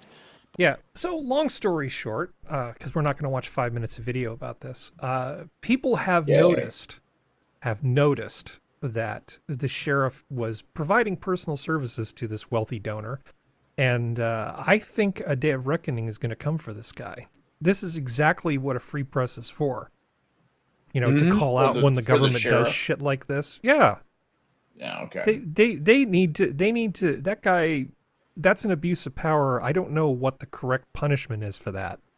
But there needs to be some kind of reckoning because this is just bad judgment on the sheriff's part. Especially since it had already been in front of a judge who said you don't really have jurisdiction. Yeah. So to handle that as a criminal offense, because they went and they actually froze that guy's bank accounts. Did they really? They froze his bank accounts. They wanted to haul him back to California in handcuffs. Yeah, it's a complete abuse of power, this thing that they did. And I would have got away with it too. I really hope that they get their pee-pee whacked. Wasn't for you meddling kids. Yeah, I know, no kidding. Judge, whack his pee-pee. So, Functional, this is for you. This is a vintage recipe cards, vegetable burger cups for the microwave oven. Oh. Yeah, for the microwave. Shape ground meat patties over inverted custard cups and cook in a microwave oven. When meat is done, meaning when it's hardened around the custard cups, fill the cups with a creamy cheese and vegetable mixture that has been micro-cooked. A final heating of meat and vegetable together ensures a piping hot mixture. This is just sadness and pizza burn all in one thing, isn't it? Exactly. This is just so sad. Challenge accepted. I'm gonna make. Functional could make this work. Guys. No, seriously. In all seriousness, challenge accepted. Elwin and I'll make this not in the microwave. I'll make it proper, Elwin. I'll use all my tricks of the trade, and I'll report back to you guys next week and see how they turn out. Like, it shouldn't be that easy. Grease up a muffin tin, sort of mold the ground meat to get the cup shape in the muffin tins, and then pre-cook it. Then fill it up with the veg and cheese and all that good stuff, and then pop it back in, finish it off. Mwah. I might even put a little, what do you call it, puff pastry topping on top. Just man up and make a hot water crust, man. Just man up, make a proper hot water crust, and then put the ground meat and the vegetables inside it. You know, This is just I think it's the microwave that makes this truly regrettable. But that was all the rage back then. Well, they needed to sell these units, and they wanted to push more. The fact that you could do more than just reheat stuff in the microwave. You could cook with it. You don't need to run your electric range to bake a nice meal. Like, you could pop it all in the microwave and have it zapped in minutes. which we all Yeah. kind of know it doesn't really work that way. It's kind of sad. Speaking of, Tucker's the heir to the Swanson fortune. Is he? Speaking of microwave dinners, yeah. His Nice. wife is like the heiress of the Swanson empire. Really? I think that's what adds a little bit to his ballsiness when he talks about this stuff. Because if he gets fired tomorrow, he's still rich. He's still fine. He does this out of the love of the job. Yeah, as long Swanson. as he remains interesting to his wife Susan. So this is the first microwave that my family had. This is roughly the model. This is pretty close. With the pull down. Yeah, and it was so new at the time that I remember when I was a little kid, we actually had a microwave cooking class that we got to attend. And so they had all these techniques for how to brown things. So they said, okay, you can cook a chicken in the microwave, but it's not going to brown. So what you need to do is use essentially this brown food coloring stuff that you would paint on the chicken to make it look golden and delicious, instead of like soggy, white, sad microwave chicken meat. About the only thing worse than a microwave chicken is that chicken in a can stuff. And it kind of did come out looking like Trump after he'd played 18 holes, all orange and melty, and the chicken, I mean, from the microwave with the food coloring. Yeah, because anyway, I've had those same. I've had that same class, Harry. I thought you might enjoy that that little thing there. The microwave cooking class was way sadder at the beginning of. See, Elwin laughed at that joke. God. Exactly. All right, so here is bizarre crime wave targets Kohl's stores in Metro Atlanta. Now there's a nuance to this story that you have to pay attention or you might miss it. New at 6 tonight, a bizarre crime wave is hitting Kohl's stores in Metro Atlanta. The latest case in Noonan is where a trio of women walked out of the department store after stuffing merchandise into big bags and not paying for it. And as Fox 5's Doug Evans reports now, you might be surprised by what they are stealing. I'm not surprised. Kohl's is a big store, a department store. Condoms. If you think about all the items that they sell, what one item do you think a theft ring might be interested in? You want to take a guess, Functional? They look like whores, so I'm going to say condoms. Condoms. You want to take a stab at this, Skep? Yeah, I'm just going to say makeup. Makeup. Okay. And Serenity is still chasing dogs around. Okay. Interested in? Well, in this case, investigators say it's underwear. Men's underwear. Thousands of dollars worth of men's underwear. For the fourth time in Metro Atlanta. They don't look like underpants gnomes. Wow. They Step just saw 3. that episode. They finally discovered step 3. They know what it is. Now, the one on the left looks like she's just wearing a bra like it's everyday wear, but okay, let's set that aside. Atlanta police say these 3 women entered a Kohl's store with the intent of stealing a large quantity of men's underwear. This was the Noonan store. Here the women are seen on surveillance. The three women's picture on the screen. Okay, Can you do that really quickly? Can you do that? Sure. One lucky bachelor is. The one on the right looks. Have you ever seen anybody with a face quite that flat before? Yeah. Bachelorette number 3. What is your ideal date? Well, first we're going to go with Kohl's, and I'm going to ask him to hold my bag, and then I'm going to stuff a bunch of men's underpants in it. Yeah, underpants. You give money for those Hanes underpants. Okay, so here are the these enterprising young ladies. Over a display case in the men's department. Their quarry, according to the company, is Nike men's boxers. According to Kohl's website and the police report, a box of 3 normally sells for about $40.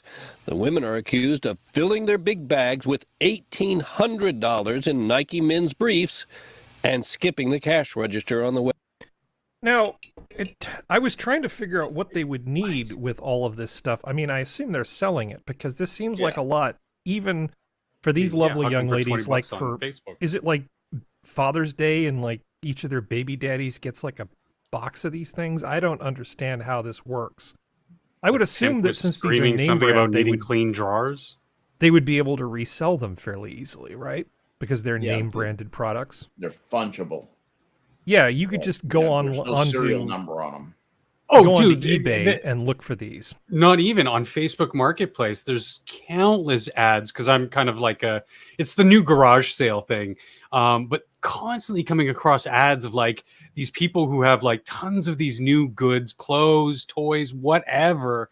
And it's like, why? How did you come across 20,000 pairs of socks or 100 pairs of the new Nikes or something? It's sus, but it moves. Like, if I could get the new $250 shoes at $50 a pop, well, yeah, I'm gonna buy 2 pair. And I mean, I'm not even joking. Like, that's the kind of Okay. There's a joke I definitely can't make right now. Okay. Anyway. Yeah. Stay away from that. Stay away from that joke. People get touchy when you talk about not being able to breathe. I don't think those are prison tats. I think those are commercial tats. I think those are outside prison tats. And I've seen a lot of them from years of taking meetings to the jails around Central Texas. Oh, that's right. I forgot about a lot of prison tats. And I forgot about the getaway. The getaway. We got to They're also accused of hitting Kohl's stores in Marietta, Mercedes. Woodstock, and McDonough. Their total take so far is over $6,000 in high-end men's boxers, apparently. Yeah, so $6,000 worth of men's underwear, and they're driving away in a Mercedes. It's funny how it's always a Mercedes or a BMW or a really nice big souped-up truck. I don't an have Escalade. Mercedes. What am I doing wrong? Well, you're not stealing thousands of dollars of men's underwear. Skep, get on it. That changes tomorrow. Yeah. You should definitely get on it. Oh my god. Yeah. Figure out. I mean, it's so bizarre, but at the same time, it makes so much sense. All right. Oh, Serenity's back. Yep. Oh, hey, you missed the men's underwear. So what would No, I you do caught the if end you of it. had thousands of dollars worth of men's underwear? What would you do with those? Equals profit, right? I'd probably be selling them in the hood, lying through my teeth about how much they were worth. So do you guys want to talk about the Trump Mar-a-Lago thing?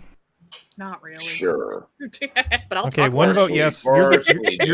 You're the tiebreaker, Functional. Do you want to talk about it? I'm kind of curious what we want to talk about, so sure. Okay, we're going to talk about the Trump Mar-a-Lago thing. So, as far as I can tell, it's amazing that nobody seems to be able to get their story straight. Mostly because there's just so much. Is that Elowen saying no? She doesn't want to talk about it? I guess. I don't know. Is that nobody seems to be able to get their damn story straight. So far, a number of Trump must have sort of a no uggos policy in like his lawyer hiring.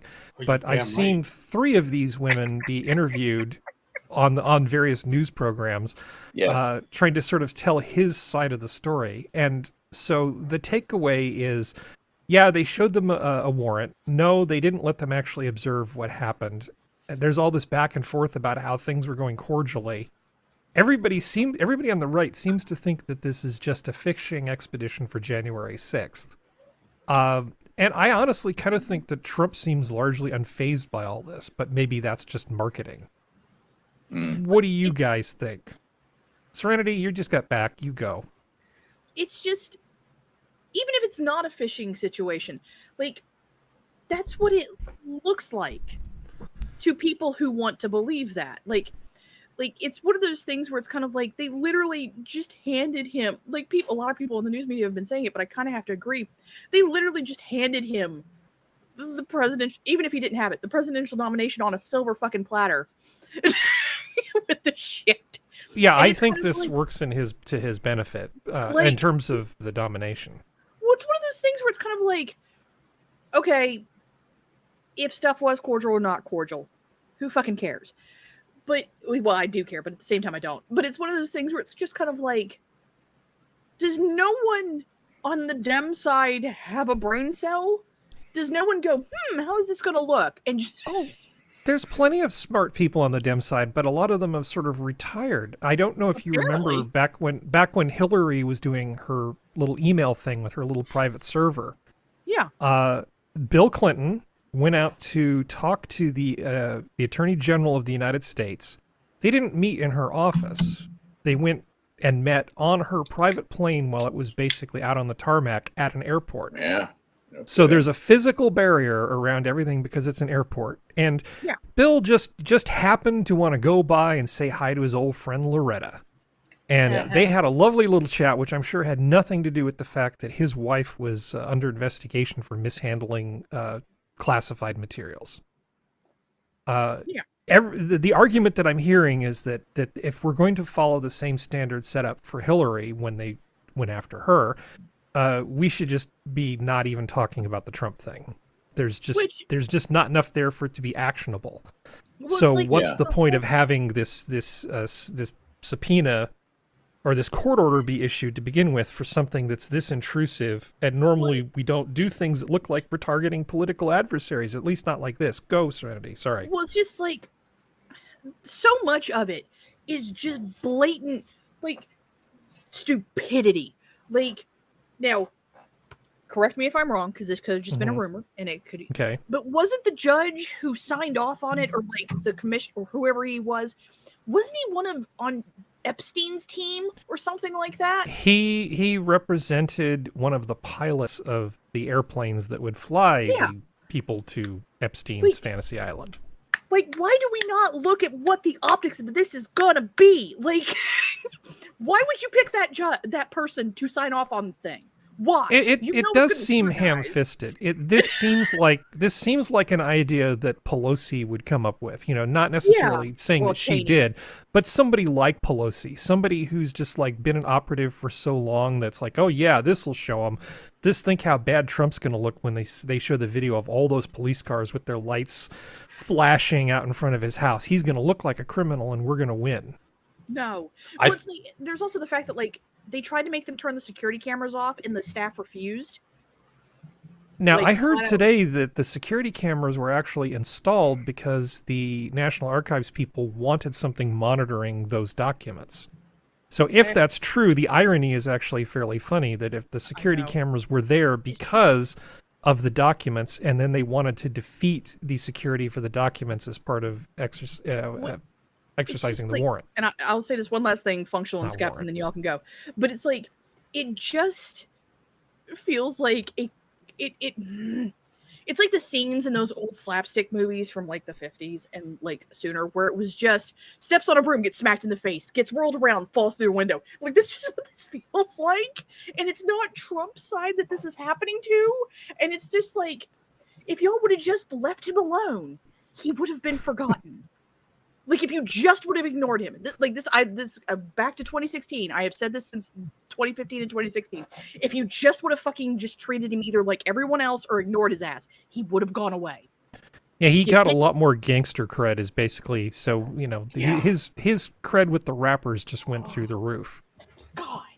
You know, not like he didn't already have cred with a number of those guys. Functional, do you want a piece of this? It's totally optional. To me, it kind of sounds more like it has all the earmarks of a Biden order. It's like, what can we do about Trump? I hate this guy. He's so much better than me. Send the FBI after him. Say, Mr. President, but like, I mean, the optic. Come on, man, I don't care. Just get the FBI on it. Come on, let's do it now. Yeah. Where's my Pepsi? You know, like, he doesn't drink Pepsi. It makes him belch too much.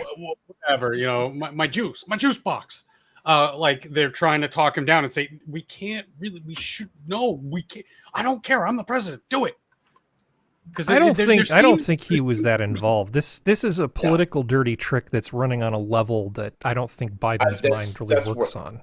That's my comment. Is that, look, all the stuff with the January 6th committee, they're not going to indict Trump, and they believe me, if they had something indictable, they would have been out with that by now. Agreed. Long since.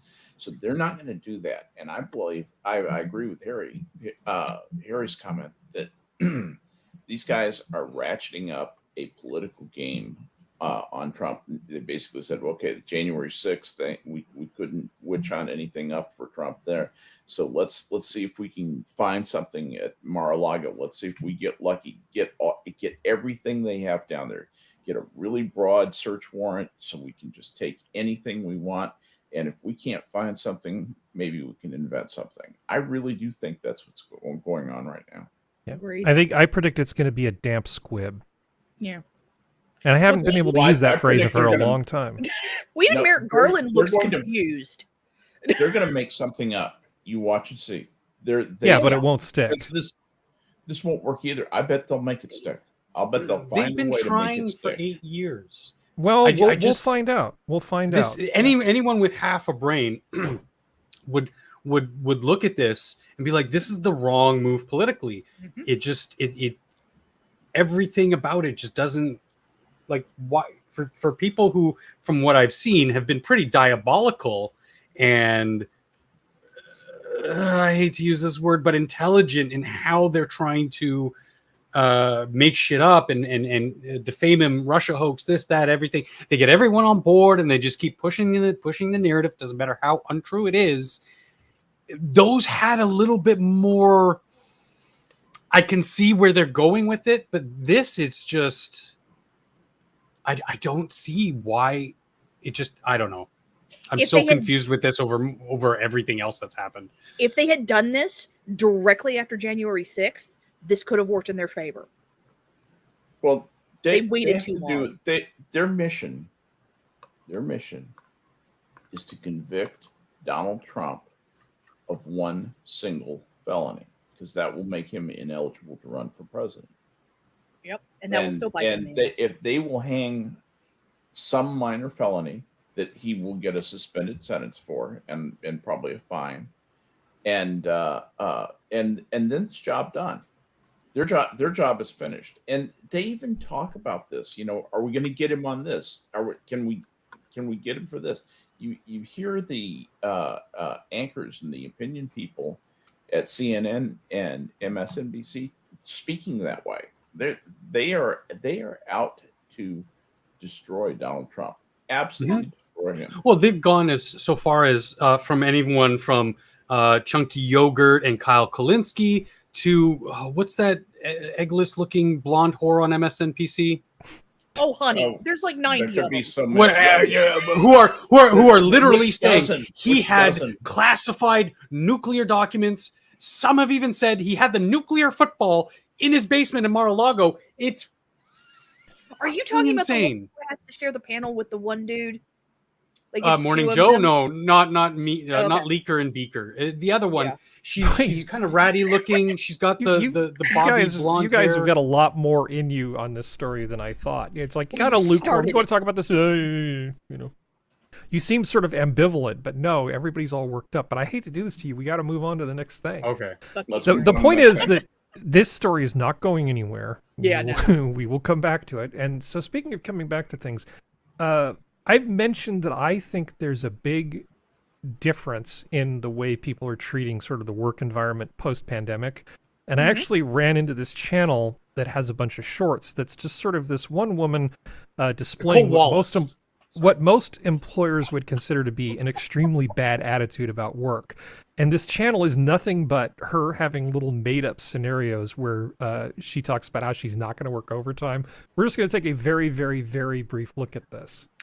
So this is her. I know who this is. Lou Yes. Whaley. See, you know who this is. Okay, so this is what her stupid content is like. Through the weekend, you should be able to get it done by Monday. While I am unable to work this weekend, I will ensure this gets prioritized during my working hours. Why can't you work this weekend? I work through the weekends all the time. I was unaware that overtime was available this weekend, but for future reference, where should I bill those hours? When you joined this team, I thought you said you worked hard. Yes, I said I was a hard worker. Not that I would sacrifice my personal time for this job. So it's a channel of just little skits where she's trying to teach people how to really annoy their employers by taking a very slackadaisical attitude to things. Now, in her defense, I actually don't think people should let themselves be exploited by doing unpaid work, for example. Totally agree with that. But something like this just didn't really exist in any meaningful form. I mean, you'd see it in cartoons, right? You know, you'd see it in cartoons about the workplace, but this is almost like a how-to channel for how to be a slacker, sort of. Am I wrong, Serenity? You know who this is, right? You've seen this content. Yeah. Well, it's just like, my issue is that the demographic that she's feeding this to is the part of my generation who are too terrified to call the doctor to set up a fucking appointment. So they pantomime what they say because they're too terrified to just, you know, talk like a human being. And the problem is that she sounds like a smug bitch in the other way. Like, oh God, yes. If I was a fellow worker and she talked like that, I would reach over and go, get the fuck out. I don't want you here. Because it's like, you're going to fuck the rest of us over because you have to be an uppity bitch. Like, it's that type of attitude that I just want to reach across and wring their neck. Because if you're trying to give people advice on how to get ahead in business, okay, this is not the correct strategy. Now, being a consultant or being paid for your work is absolutely key. Yeah. Instead of working a whole bunch of hours unpaid to try to impress somebody to give you a raise of like that's going to be slightly higher than the other raises other people get. So when everybody else gets 5%, you get 6% because you're an exceptional employee. That's kind of a fool's game for making money. You can talk about how to get ahead. One of the key things is changing jobs somewhat regularly.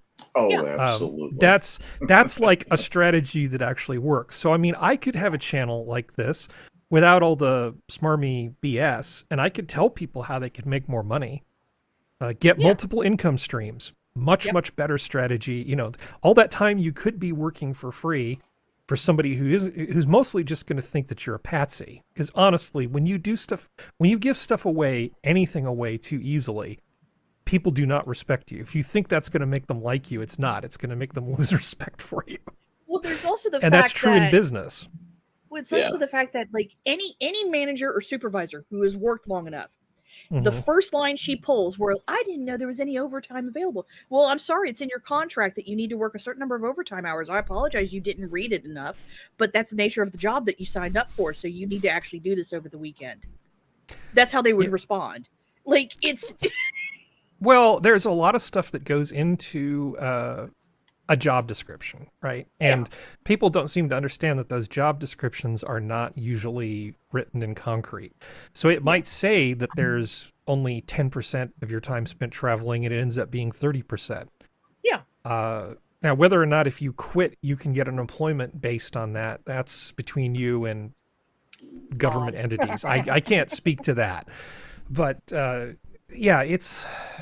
I don't know. I just kind of feel like this smarmy thing is indicative of this whole generation of people in a lot of ways. I would never really take that kind of attitude with kind of like somebody.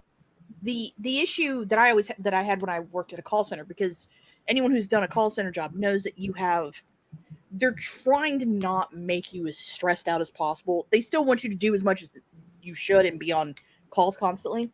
But they're trying not to make you too stressed out. So they try to budget for time to make sure they have enough people on the phones for what tracking shows are going to be the number of calls that day. God damn it.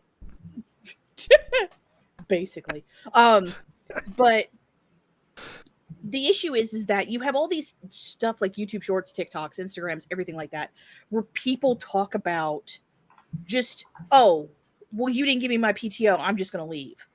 And just go ahead and take it anyway. The reason why we have the backups where you can't take PTO is because of assholes like you.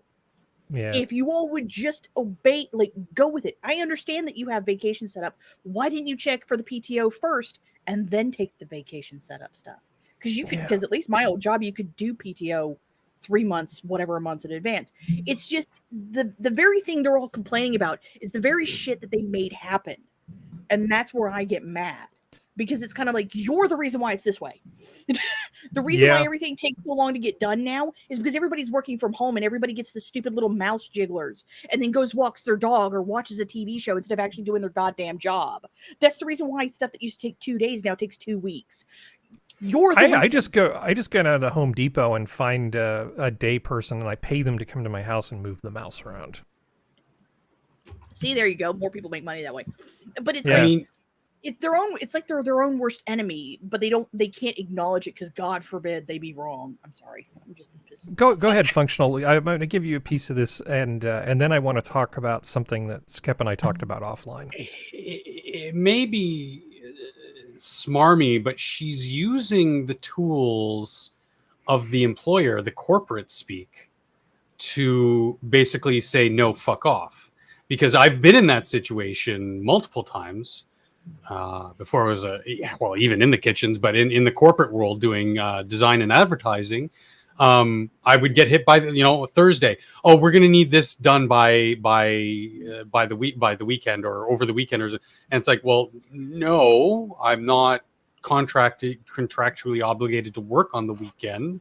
Not contractually obligated to not have just be forced to work on the weekend. It's more of a consensual thing, and having plans on the weekend. Maybe there are times where I say, yeah, sure, I'd love the overtime and be happy to do it. Like, hey, you threw more work on my desk. I got nothing going on. Have at it. I've never been smarmy about it. Yeah. But I've probably been less I didn't have the decorum for office life, let's say. But they were going to pay you, though, right? They weren't asking you to work for free. It's not like you were salaried. Were you like hourly, or were you salary, or? Yeah, I mean, yes and no. Like, there were cases where it was hourly, and there were cases where it was salary. But again, in the contract, there was no, there was no mandatory overtime. Working weekends. Yeah. Like I said, sometimes I would volunteer for it. In both cases, it's just like, yeah, I've got nothing going on. But if they're dropping it on my lap on a Thursday or a Friday, it's like, well, no, give me a couple days notice at least, or even ask. Don't tell. You ask, hey, if you don't have anything going on this weekend, we've got some extra work. Can you get it done? And blah. I'd be like, sure, why not? I can tell you. Like, I both like and hate this. I actually agree. I don't want people to be taken advantage of. I can tell you that in terms of IT people who are employees, and this may be different from when Skep was in the game. Most companies, in order to get good talent, will try to only work their IT people 40 hours a week. That's not always possible. And what they will do is they will either pay them some extra amount of money for the extra work if they have to work extra hours, which happens a lot, or they will get comp time that they can take later with permission, basically added onto their vacation thing. That's what I did when I ran the IT department at Colonial Savings. It's exactly the way I handled it. Yeah, you're not going to have any employees otherwise. Right. That's exactly right. You have to get them compensatory time, or which was actually the way I tended to do it. And if it was a real pain in the ass stuff, some of my comp time, I would do it 2 for 1, 1.5 for 1, or 2 for 1. Yeah, but you can't just understaff an entire department and then expect people to work for free to make it up. No, because they will just go work somewhere else. It's exactly right. Anyway, I didn't realize I was poking the hornet's nest on this, but we got to move on. We got to move on to the next thing. Quickly, it's not like, I mean, I've been in the publishing business, magazines, advertising, and and video games too. Video game publishing. There are these crunch times. I'm sure everyone's heard of the crunch periods where it's kind of already understood when you're signing up for that kind of job that you might be working 12-hour days for a stretch of a week or two. Like that. Okay. Yes. That's it. No, okay, cool. Remember we talked at the end of the last show about Action Park or Action Park? Yes! One of the things that was driving me nuts was I couldn't figure out how they actually had liability insurance for this park, given all of the accidents that are happening, because it's like, I'm thinking, how can a place like this actually exist? Well, it turns out he insured it by basically opening up like a little shell company in the Cayman Islands and then writing a bogus insurance policy for his own park. Problem solved. I got the insurance you asked about. Here it is. Yeah. And here's a 1983 TV commercial for the thing. Let's take a look at that really quickly. I don't know. Let's see. Is this going to be muted? No. Just go to Action Park. There's no other park like it. Good. When it's Ain't wrong. This is a great place to spend the day with your family. Lots of big things for little kids to do. I love Action Park because it's so beautiful. Yeah. It's like coming to Broadway. It's wonderful. Because that was, they just got looped coming down that tube. These are the most amazing rides in the world. I love it here. Now, the funniest thing of that is if you know how they got to the end of that pipe. I think I was mentioning to one of you that when they first sent people through that loop-to-loop water slide thing, people were getting cut up when they would go through this thing, and they found out it was because of the embedded teeth that were in the loop-to-loop thing from where other people had hit their heads against it. It's like, that place was rough, but people just went back anyway. People don't care about this sort of stuff, and I was reminded of that when I was actually looking at this. Anybody tell you no? Does anybody go, Elon, maybe for yourself, but selling a flamethrower, the liabilities, all the people you're selling this device to, what kind of unhinged people are going to be buying a flamethrower in the first place? Do we really want to connect ourselves to all these potential arsonists? Yeah, it's a terrible idea. Terrible. Don't buy one. I said don't buy this flamethrower. Don't buy it. Don't buy it. That's what I said. But still, people bought it. Yeah, there's nothing I could do to stop them. If you build it, they will come. I said don't buy it. It's a bad idea. How many did you make? It's dangerous. It's wrong. We sold 10,000. Don't buy it. And still, people bought it. I just couldn't stop them. How many? I still contend that people are. Well, I think there's two different kinds of people in this world. There's sort of the chin diaper mask Karens that run around wanting absolute perfect safety at all times, right? Like, I'm not going to go back to work until all children arrive hermetically sealed at school like little gummy bears, and I'm not going to become a teacher. And then there's like most of the rest of us that actually enjoy a little bit of a thrill, who ride, like, oh yeah, I rode on the back of my grandpa's motorcycle and we went cross country. Yeah. Those of us who might buy a flamethrower. Those of us who might buy a flamethrower. I think there's an awful lot of people who don't find risk to be that big a deal. Well, if not for the ease and availability of my wife's hairspray to make my own personal home flamethrower, which is perfectly acceptable. Aquanet? Especially if you got spiders. Absolutely. That's the very best. If I didn't have that remedy readily available, I might purchase one of his flamethrowers. 20,000, you say, Serenity? Nice. Yep, that's what the internet said. Yeah, half off. 20,000 flamethrowers. It made the Boring Company $10 million. Well, okay, it brought in $10 million of revenue. Let me be correct when I say this. It brought in $10 million of revenue. Let me put that right. Well, it also got them a lot more in terms of free advertising. Advertising, definitely. Yeah. I remember all the social media posts and all the YouTubers were like, from our advertising. And he knows how to play that online game for sure. Yeah. Let's make money from our advertising budget. What's that technique where you the Japanese technique where you basically char the outside of the wood to make it bug repellent and rot repellent? Shushugiban, I think it's called. I don't remember. I'm probably accidentally describing some weird sex hotel thing or something by not pronouncing it correctly. You had it almost correct. It's Shoshugiban. Okay. SHOU. I told you it was going to be. I love that Japanese song. Word. Yeah, because that's what you could do with the flamethrower. You could control weeds. You could do all sorts of things with a flamethrower. Well, I would buy a flamethrower. Kudzu is a problem in the United States. Kudzu is a problem. Triffids, if Triffids show up, you could totally do it. Progressives are a problem. You control them with it. Yeah. Although they're the ones usually burning things down. Yeah, maybe a little taste of their own medicine. Progressives burn. Okay, This smell terrible. This is getting silly.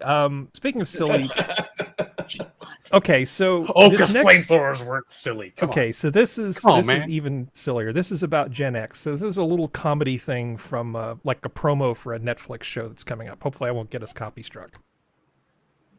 Ooh, Gen Xers. Zero sensitivities to anything fucking ever. True. Yep. Because I'm Generation X. I am too. Yeah. I'm Gen X, man. I grew up playing on scorching hot metal monkey bars in the middle of summer. I did. Yep. Same. And when I fell, it wasn't on foam or mulch. They didn't have any damn foam. Razor sharp. Dead hobo. For me, it was razor sharp wood. I grew wood up chips swimming in the LA River. concrete. It's not a river, it's a sewer. That And explains back in the day, things. everyone Now listen got to this bullied. part. This is the key Everyone part. got bullied. Yep. And then when you went home and told your parents about it, You got they bullied. would bully you for not standing up for yourself. Exactly. This is perfect. I was sitting here thinking I'd actually forgotten about that aspect of my life. That is exactly what would happen. I know we kind of get off really lightly in sort of the war between all the generations. Everybody just kind of glosses over Generation X. But she's spot on. I mean, this is all 100% true. This ended up happening to me. My dad got all pissed off at me because I wouldn't fight somebody. I said, well, it was a girl. And he said, well, you can't let yourself get bullied. I said, well, you need to give me instructions that make sense, because you tell me I can't hit a girl, and now you're telling me to go hit a girl. Pick one. It was a little confusing for me. It's like the one really bad episode in my childhood where my dad and I just did not see eye to eye on something. If I could talk to young Harry right now, I would say Go goad her into trying to hit you first, and then drop her in one punch. Yeah.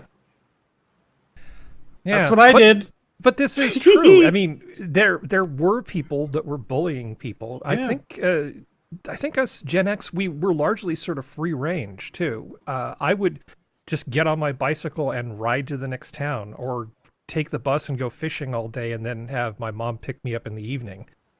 I would do stuff by myself. They would be in jail by modern standards, half the shit that I was able to do. Oh yeah, sometimes I would go away for a weekend and come back, and Mom would be like, "Where were you?" I'd be like, "Oh, I went down to Detroit." Oh, my okay. life is nothing, compared to what my your grandfather cousins, went through. Go ahead, Sternity. No.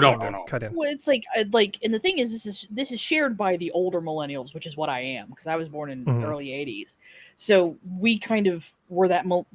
They call us the Zillennials because we have a mixture of the millennial and the Gen Xer stuff, and it's like, because I grew up in the boonies, like. I'd go ride my bike and disappear out the holler till sundown, and then you got your ass back home to the porch when the lights supposedly came on, if they remember to turn the porch light on.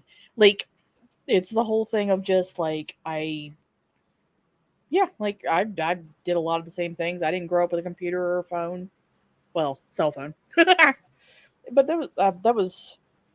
I think it's one of those things where it's kind of like that weird, very tip end of the Gen X, or very, very beginning of the millennials, I think were the last group where we didn't have to deal with social media until we were well into our adulthood. Because like the joke that's always made is that the shit that we did, if social media had existed back then, we'd all have been arrested. Because it's definitely social media, because we had at the tail end of us, we had cell phones, we had flip phones. So in a case where it would be like, oh, well, I'm going to be gone for more than a day or two, say Serenity, I would open the flip phone, call my mom, be like, hey, going to be a couple days, bye, just to let her know that I'm alive. But it's not like I have to, oh my God. What's like, I didn't have a phone until I was in my very early 20s, a cell phone. Well, I kind of needed one because it was constantly going from the city to the country, city to the country. So it's easier to coordinate things. But once they became, readily available, more affordable, and we're not talking Zach Morris brick phones here that were plans were outrageous in the phones themselves. But once they started becoming a little bit more accessible after the beeper fad, Oh God, the Yeah. beepers. And but it still didn't like ruin us. We still wouldn't like catch a beating. You didn't answer your phone. You know? Yeah. Your parents are calling. Yeah, well, I'm gonna ignore it. Or you did the really fun thing with collect calling where you place a collect call to the house and go, pick me up at the mall. And then hang up. So Skep, did you ever have 2 beepers? Oh God, yes. I'm sure he did. Because you seem like a guy who probably had more than one beeper at some point in his life. Absolutely. I had. In fact, when I was in the Navy, I had the beeper from my ship.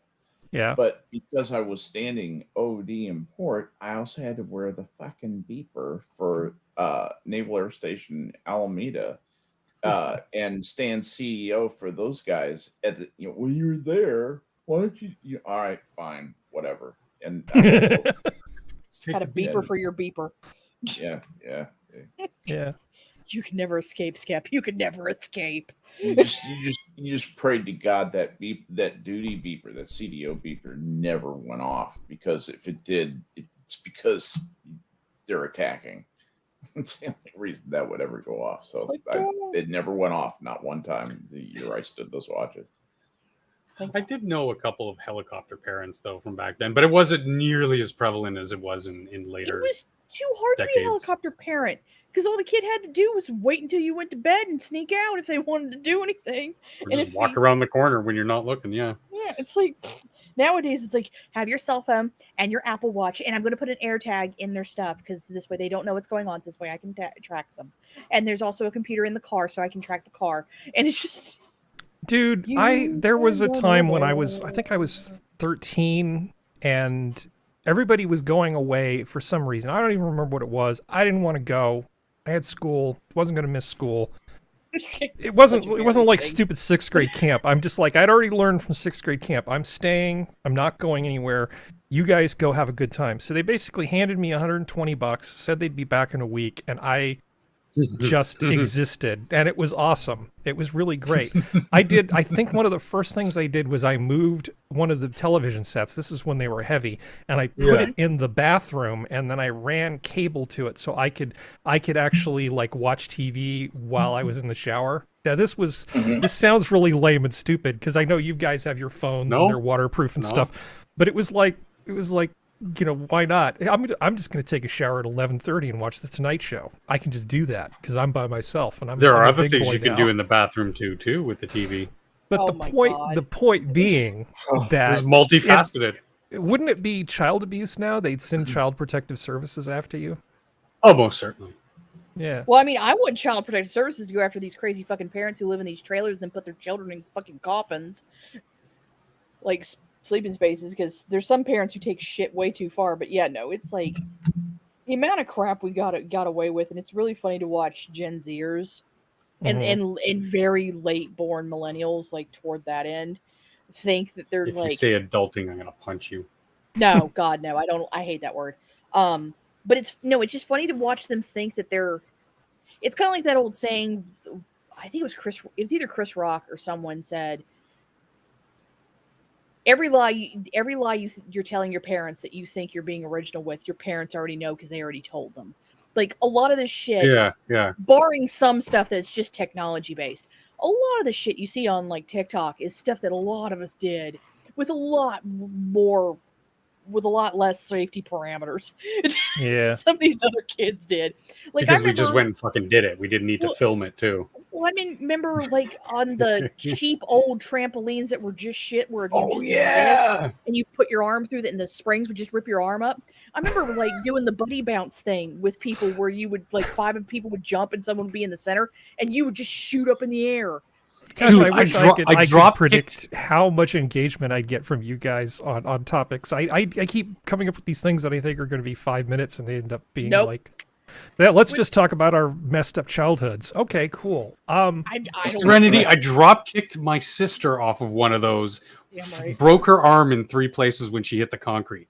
Nice. It wasn't intentional. We were just bouncing. Okay, I have to put a stop to this because we are at the 2-hour mark, and what I want to try to do, and I've never done this before, what I want to try to do is end the show on the Minions channel and keep broadcasting on my channel. The link is in the description. This may go horribly, horribly wrong. Let's try. So this has been the Minions of the Zoo Saturday show. Good night, and hopefully I won't just kill everything, and I'll meet you guys over on my channel where we're going to do some stuff that would make Reject angry. All right, good night. The zoo is somewhat Bye. closed. The zoo is half closed. The animals are going for happy hour. I put in the chat that we did a holler slip and slide. Remove this destination from the thing. Yes, I don't want to delete it though.